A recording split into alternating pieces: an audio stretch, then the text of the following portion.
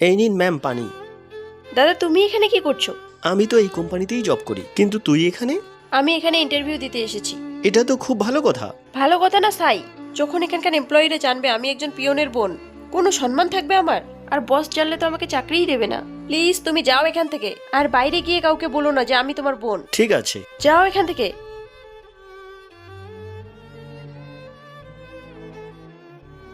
আমি তোমার সিভি দেখে নিয়েছি, তোমার কোয়ালিফিকেশন খুবই ভালো। Thank you sir. তোমার ফ্যামিলিতে কে কে আছে? আমার মা গ্রামে থাকে, বাবা বেঁচে নেই। আমার একজন দাদা আছে, তোমার দাদা কি করে? পাশের কোম্পানিতে ম্যানেজার। তোমার বাবা নেই, তাহলে পড়াশোনা কে করিয়েছে?